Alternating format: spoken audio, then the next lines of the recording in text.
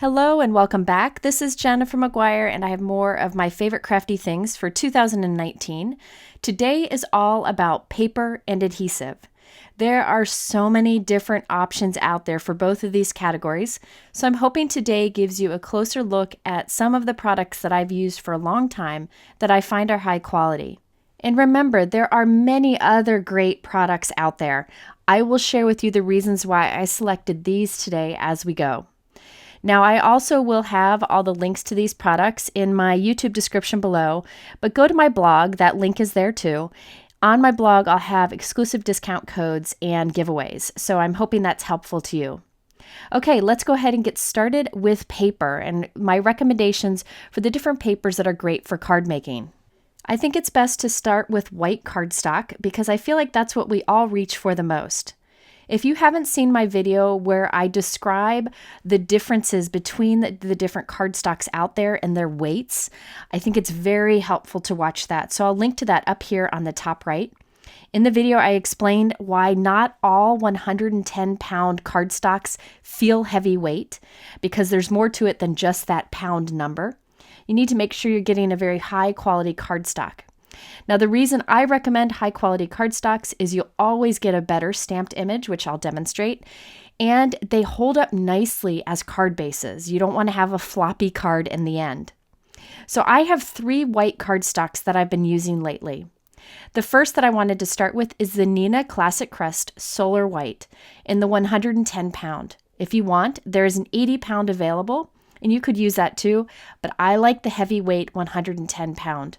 I use this for a majority of my card making. It is a nice, very thick cardstock that stamps beautifully and you can blend on it nicely too.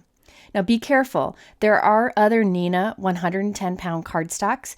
You want to make sure that you get the Solar White Classic Crest. That's the one that's nice and thick and that many card makers like. I use this for card bases also, so I usually buy this cardstock in a ream and then go ahead and get it cut down so I have some top folding cards, side folding cards, and then smaller panels for the front of cards. Okay, so the next cardstock that I'm liking also is from Gina. This is the heavy base weight cardstock. This is 120 pounds and a little bit thicker than the Nina cardstock that I just showed you. This cardstock is super smooth. It's probably the smoothest of any of the cardstocks that I have. So when you stamp on it, it dries beautifully and gives you almost an airbrush look. So if you're looking for great stamp results, this is a great selection. I also find that because it's so smooth, it's great for blending inks. And because it's so thick, it's perfect for single layer cards, even when you use Copic markers because it doesn't bleed through. This cardstock is available in packs of 25 sheets, so you can give it a try and see if this is something that would help with your stamping, ink blending, coloring, or card bases. The third white cardstock I recommend is one that I've recently fallen in love with, and this is the Brutus Monroe Not Your Mama's cardstock, which is the best name ever. This is an ultra heavyweight cardstock. It's 130 pounds. It stamps beautifully, it inks beautifully, and it is so thick.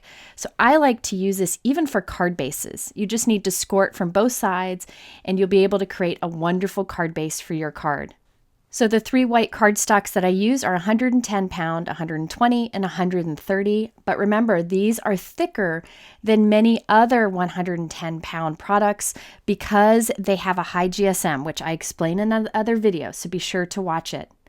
Okay, now between these 3, I find that the Nina and the Brutus Monroe are very similar, except the Brutus Monroe is really a lot heavier weight or thicker, and the Gina is smoother. So it just depends if you like something super smooth or if you want something with a little bit of tooth to it, like the Nina and the Brutus Monroe. I thought I'd go ahead and show you a little ink blending on each. I'm going to do a light amount of color here. I'm using a blending brush along with some dye ink, and just putting a little bit on the corner of each to demonstrate that they all are great for blending of inks. So here's how I decide when to use which cardstock. I like to use the Nina Classic Crest Solar White for a lot of my die cutting or just simple white cardstock panels on my card, even for card bases, because I can buy it in bulk, and that way I can have a lot of it on hand to use for my card making. If I'm doing a card panel with a lot of stamping on it or ink blending, I use the Gina K because it's so smooth. Or if I'm doing a one-layer card and I don't want it to bleed through. Same with the Brutus Monroe. I use that for one-layer cards also, and for heavy stamped cards because I find that it gives great results, which I'll show you in a moment. So here you can see that the ink blending looks great on all 3 cardstock options. So it really just depends on how heavy weight of a cardstock you want to use.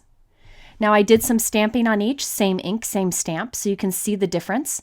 Nina's on the left, Gina's in the middle, and Brutus is on the right. And you can see the super smooth results that you get with all, but especially with that Gina K, because it is a smooth cardstock. The ink goes on it very softly and nicely. So you can see the comparison here between the 3. Now, I thought it would be smart to do a comparison between these high quality cardstocks and then other cardstock.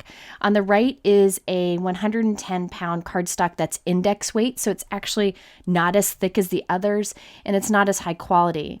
So you can see that the Brutus Monroe has a much smoother result than the other cardstock. So if you're looking to improve your stamping or you're struggling getting a good image, I do recommend a great high quality white cardstock. Now, there are other cardstocks out there that are great. These are just the ones that I have tried and I think are wonderful and will give great results every time. These cardstocks do have a higher price point because the quality is so good.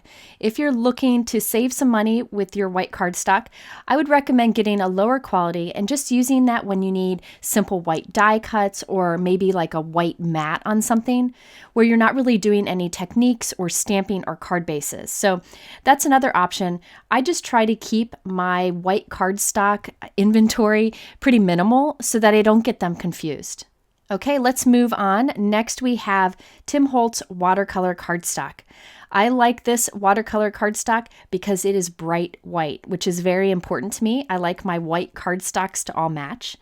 Now, I don't do hardcore watercoloring. I do techniques with watercolor or with inks and water, and I just need a cardstock that'll hold up nicely to that. And this is perfect for it. Now on one side you have a little bit of texture, on the other side it's super smooth, so it's nice to have both options. Now if you are a watercoloring expert or like to watercolor in stamped images, I would recommend a video from Christina Werner. She's an expert. It's up here on the top right. But if you just want to do inky techniques with lots of water and have fun with it, this is definitely a great option for you and the one that I use 99% of the time. Okay, let's move on to color cardstock. The cardstock that I've used most this year is newer. It's Hero Art's Hero Hues collection. This is a heavyweight cardstock selection, and there aren't too many colors since it's a new line, but they are adding to it slowly. These are very heavyweight, perfect for card bases or for layering or die cutting. You can get a cardstock sampler pack, so they're smaller pieces, but it shows you all the colors in the collection. Or you can buy individual packs of each of the colors. I will say my definite favorite from this collection is the pitch black. This is the darkest black cardstock that I've been able to find. So I bought quite a bit of it and I use it in almost every video it seems. So if you haven't tried the Hero Arts cardstock, I do highly recommend giving it a try. I know that many people have fallen in love with it too. Another color cardstock that I use a lot is from Gina K Designs. She has lots of different colors and they're available in individual color packs. And the nice thing is she has matching envelopes for many of the colors and matching inks. So if you're one of those people who likes to coordinate nicely, this is a great option. I do reach for her cardstocks because they are heavyweight. There's a great color selection and the matching envelopes wins me over every time. And I'll talk about the envelopes a little bit later. This year, I also tried out the Tailored Expression Premium Cardstock. So I bought a bunch of the different colors. There are many colors available, and she does have inks. They do have also a few multicolor packs if you want to try them out. I really like the color selection that she has to offer, and they're nice and heavyweight. And by the way, all of these cardstocks are 8.5 by 11. And also keep in mind that there are colors that are the exact same that different companies carry because they go to the same paper mills, so you will see overlap, but every company offers a different selection. My Favorite Things has a line of cardstock that I've used for many, many years now. Nice and heavyweight. What I like about their cardstock is they have a huge selection, a beautiful rainbow of colors. And there are multiple colors in each color family. So you can get a good options for greens or for yellows. So if you want a good selection, I would check them out. And last but not least, I love Lawn Fawn cardstock. They have a great eye for color. So the colors that they offer are perfect. Their guava is definitely one of my favorites.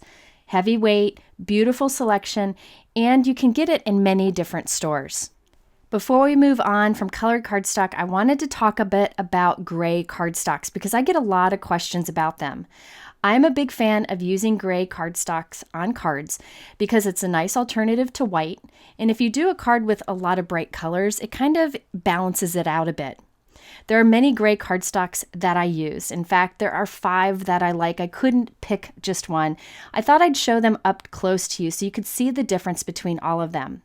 So Lawn Fawn Fog is a very light gray, and it has a little bit of tooth to it. Then there's Gina K Whisper, which is super smooth and kind of a soft warm gray. Then there's Simons's Stamp Fog, which is in the middle, and that's one that I've been using a lot in videos, so you've probably seen that before. Then there's Hefe Doodle Oyster Shell, which I just bought and I really like. I think I'll be reaching for that often. And then on the bottom is Gina K Soft Stone, which is a little bit of a darker gray. Now, gray cardstocks aren't for everyone, but I would give one a try because you'd be surprised how well they work with all different types of cards and a nice alternative to white. I use these gray cardstocks often for card bases too. And the last colored cardstock that I highly recommend is Gina K Designs Silver Metallic. This is another that I reach for often for card bases or for die cutting. It's a light gray with a shimmer to it, so it goes with just about everything. For pattern papers, I really like Sunny Studio's 6x6 paper pads. I prefer pattern papers that are tone on tone because they're so much easier to use on a variety of cards. She has a great selection of different dots and stripes and plaids, lights and darks. They're double-sided and they come in a bag like this so that you can easily take them out, sift through them, and then put them back in along with the little scraps. These are just 2 of the variety packs that she offers. She has a bunch of them. They're a little bit heavier weight than most pattern papers, so they're not too flimsy. And there's 24 in a pack and they're double-sided. Now, one of my favorites, and I'm so excited about this, is the Subtle Gray Tones paper pad. Now, again, this goes back to my love of gray because it's something that you can use in place of white cardstock. You could stamp on this or just add a little bit of interest to a simple card that has a lot of white space. So here's an example. I wanted to show you, I used one of these sheets on this card, and instead of using white cardstock for that shaker window background, I used one of the gray patterns. And you can see how it adds a lot of fun to it. I just bought a bunch of these gray pattern papers, so you'll be seeing them in videos. Again, it's just a nice alternative to white plain cardstock or taking the time to do a soft tone-on-tone background. Okay, the glitter cardstock that I've been using the most this year is from Lawn Fawn. They call it Sparkle Cardstock. It is 8.5 by 11 and it's available in a few different variety packs. This is super sparkly, a lot of shine to it, and the glitter doesn't rub off. It die cuts beautifully, and you can see the color selection's good. Sometimes glitter cardstocks can be a little bit neon-y or a little too bright. I really like the color selection that they have to offer. If you want something with some sparkle to it but don't want to go the glitter route, I recommend the Tim Holtz Silver Sparkle Alcohol Ink Cardstock. Now you can see this is like a really fine sparkle. It's not actually glitter, so nothing's going to rub off. And it is really beautiful and die cuts nicely. Here's a comparison between this and a silver glitter cardstock. You can see it's much softer, a little bit warmer, and has less sparkle, but it's just the right amount. You can also color this with Copic markers or use alcohol inks on it, like I did here. It's hard to see the shimmer in the photo, but in real life, it's beautiful. I just recently started using the Tim Holtz metallic craft paper, and I am falling in love with this. I love the color selection. I like shiny cardstocks, but there aren't that many colors out there, and this is just a great selection. There are 2 packs. One has these softer colors in it. The other has more bold colors. The back side of this is craft. So if you wanted to, you can use an embossing folder on this and then sand the raised areas and craft cardstock would show through. But I just use it for die cutting or for shiny panels on my card. And there are so many included in a pack in so many different colors. I think it's a great option if you're looking for shiny cardstock. Okay, my next option is so crazy cool. This is the Tonic Holographic Cardstock. I think it's been out for some time, but I recently bought it and I am just crazy about it. You can see how it picks up all the crazy colors when you tilt it in the light. So much fun to use. Now you can just use this as a background on a simple card, but I'll tell you my two favorite ways to use it. I like to use it for die cut pieces. Here's an example of a card that I did in a recent video where I just did the sentiment die cut from this holographic cardstock. And you can see how it just picks up the color nicely. So you can use this crazy cool cardstock for small little pieces on a card. It doesn't have to overwhelm. You can see the fun looks that you get. My other way I like to use the holographic cardstock is with embossing folders. Now wait for it. This is the coolest thing ever. Watch this. Wow, I just think that is so much fun. I used a 3D embossing folder on this and look at all that shine. So with this, I would just put it on a white card base, add a black die cut sentiment, and you're good to go. And by the way, if you want to learn more about embossing folders, I do have a video coming out soon where I'll talk more about that. Next up, we have vellum. I do recommend getting a heavyweight vellum. Heavyweight vellum holds up to heat, so you have less warping if you want to do heat embossing. And also you can even make a card base out of heavyweight vellum. And I'll link to a video below talking a little bit more about that. But I do recommend a heavyweight vellum over a lighter weight. I also suggest checking out the Lawn Fawn Pearlescent Vellum. It's a little bit different, it's a little lighter weight, but on one side it has a subtle amount of shimmer, but looks like regular vellum. On the other side, it's got this pearlescent shine to it, and it picks up different colors as you tilt it.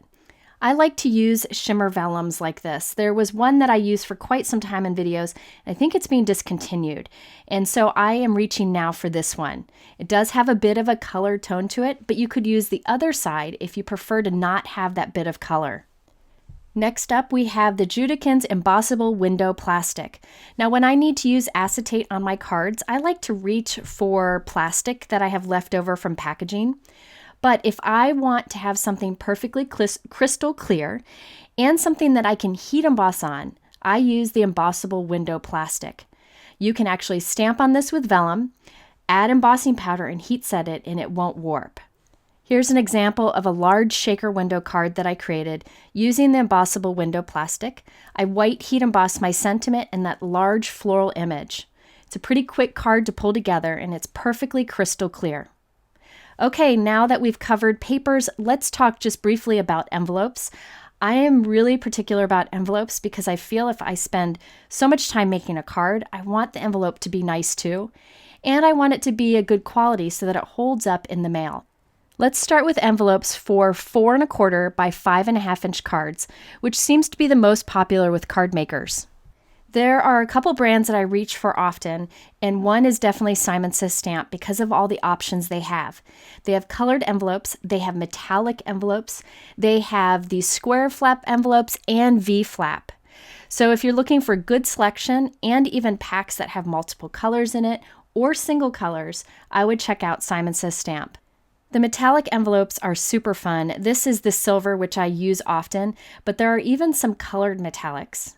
And here's an example of a V flap. This happens to be a creamy shimmer color. So really, if you want a good selection, check out what they have to offer. The other line of envelopes that I reach for a lot is Gina Designs.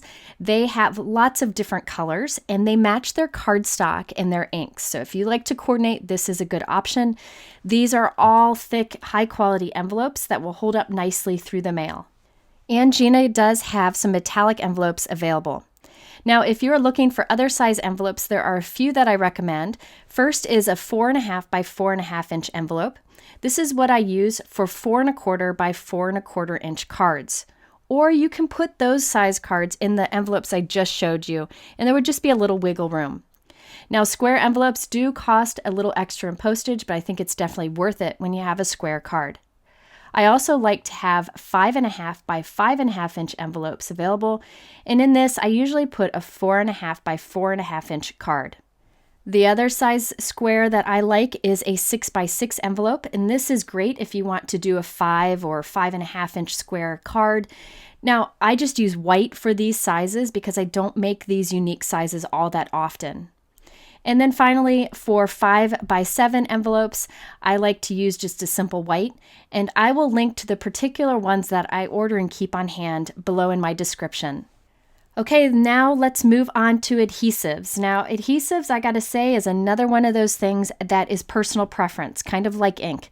Everybody has a different need, a different want, and a different way they use their adhesives. So I'm just going to share with you the ones that I feel work great and the reasons why I choose them. I know some people like bigger bottles of glue or bigger containers of glue. I prefer smaller because I feel like a lot of adhesives get a little gunky towards the end, and I find bigger bottles or bigger containers very cumbersome. So I like to use smaller options and use less of the product each time. Again, this is all a personal preference, so keep that in mind as I share. Okay, first up, I recommend the Gina K Connect Glue. I use this on every card. A little goes a long way. You do not need to use much of this. Now, I, again, have used this quite often, and I've never had any clogging. With any adhesive, I do recommend putting the lid on right away so that it doesn't dry out or doesn't clog. I like that this small tip dispenser allows you to put even tiny amounts down, and you can put thin lines. I also like that it's easy to hold. I don't like using big, wide bottles. This is lightweight, you can grab it quickly, and a little goes a long way. Now, I use this adhesive for all of my embellishments. I find it holds wonderfully and it dries clear. You only need a tiny little dot for, say, a little gemstone like this. But if you happen to put down a little too much and it oozes out the side, don't worry because it does dry clear. If you want to cover a large area with liquid adhesive, just put a little bit down and then spread it out. I like to use the flat end of a bone folder, and you can make a little go a long way that way too. Now, when I'm gluing a panel onto a card, I've been using liquid adhesive more than a tape runner lately. So this is how much I put down. You can see it's a very little bit, very thin lines. In fact, in that bottom corner, I would wipe some of that away. And then when you go to put this on your card base or on another piece, you have some time to wiggle. So watch, I can put it down and I can slide it around until I have it perfectly straight. Then I can press it there and it'll dry and hold nicely. So I find it more economical to use a liquid adhesive in almost every case. It is also good though to have a tape runner in your collection. One that I recommend is the Kokuyo Long Dot Liner Adhesive. The reason I like this one is there's a lot of adhesive in this package, and I've recently switched to only using tape runners that have refills. I think that's an important option to have. Now this is really cool because when you put down the adhesive onto cardstock, it's just tiny little dots of adhesive. So you can see the tiny dots there. And when you put cardstock on it, it'll hold nicely. However, if you put it where you don't want it, you can rub it away with your finger or with an adhesive eraser. For me, this is a big deal because I change my mind an awful lot. So you can move things around for a bit. By the way, this is an adhesive eraser here. It's a square piece. It works great. Another option is to use a pencil eraser to remove this adhesive. I like the Creative Detailer tool. This is great. It's a battery operated. When you press the button on the side, it spins and it really quickly will remove eraser. I like that it gets into small areas, and I'll talk more about that tool in a video soon. Okay, back to the adhesive. One of the other things that I like about this is that it fits in your hand nicely. It's lightweight, you can quickly grab it and easily apply the adhesive. It holds nicely after you've put things in place, but at first you can glue two pieces of paper together and carefully peel them apart if you change your mind, which again is huge for me. So watch, I can carefully pull that apart, use an adhesive eraser to remove the adhesive. But when I'm sure I like where something is, I just press it down and it'll hold nicely. Now this container has 36 meters of adhesive, which is quite a bit. There is a smaller container option from the same company that many people like, and it has 16 meters in it. So there are the two options. I like this one because I don't have to replace it as often. Now replacing it is easy. You just pop the side open, take the blue part out, and then pop the refill in. So the blue part is the refill. So there are refill packs available. Another tape runner that I reach for is the Gina K Designs Dot Runner Adhesive. This is a bit smaller and it fits in the hand very nicely. I like the shape of it. There are refills available for this also. Now it goes down very similar to the last one. It puts down tiny dots of adhesive, but the dots are a little bit bigger. Again, you can use an adhesive eraser or your finger or an eraser to remove adhesive if you get it somewhere that you do not want it. Since I'm switching to tape runners that only have refills available, this one does have a refill, and check out how easy it is to do. You just pop the side of it open and that blue part on the inside comes out and you pop in the refill and you're good to go. Super easy to change that out too. I do recommend that all card makers have a double-sided tape in their stash. I have recently switched to the Lawn Fawn double-sided tapes. Now these come in 1/8 of an inch width and a 1/4 inch width. This is a super strong tape. It's great for interactive cards where you need something that holds very strong and dries instantly. Now I also like this particular tape because it tears easily. When I'm putting this down, I don't want to take the time to have to cut it. So this just will tear as I go along, but it is super strong. Another thing is the release paper on it comes off easily. I don't like when I have to fuss to get the release paper off. You can either use your fingernail, or what I like to use is a paper piercer to just pick up the edge and then pull it away. With this adhesive, if you put it down, it's going to stay wherever it is. So you want to be sure that you have everything straight before you press it into place. For double-sided adhesive sheets, I have tried so many different ones and I come back to two. The first is Stick It double-sided adhesive. This is super thin, so it's great for putting on the back of cardstock before you die cut because it doesn't add bulk, so it die cuts beautifully. So there are different sheet packs available. I go for the big mama size sheets. All you have to do is pull the release paper back, press your cardstock onto it, and then I trim off the excess so that I can save every little piece of this. Once you have this on the back of your cardstock, you'll just want to use a bone folder or something to really press it into place so that it's adhered to the back of your cardstock perfectly. I usually do bigger pieces of cardstock than I need so that I have leftover pieces of cardstock with adhesive already on the back, and I keep them in a drawer separately so that I have those ready to go whenever I need them. Now, once you're ready, all you have to do is run it through your die cut machine with whatever die you have, and you have a die cut of cardstock with adhesive already on the back. The release paper comes off easily. You can now place this onto your card wherever you want. And what I do is I put it down lightly at first. Then if I'm not happy with where it is, I can easily lift it away and move it. So it doesn't stick firmly until you press it into place. And what I like to do is take a bone folder and just run across the die cut. Then it'll stay put. You can even flip your cardstock over and rub from the back if you're afraid of hurting the die cut. So you can see that is staying put now, and it's the perfect way to add an intricate die cut to your card. Another option for double-sided adhesive that I have liked lately, I just recently switched to this, is die cut and bond. It comes on a huge roll, so this will last you a long time. I just unroll some of the adhesive, put my cardstock onto it, and then I just trim the excess away, and I save all the extra pieces.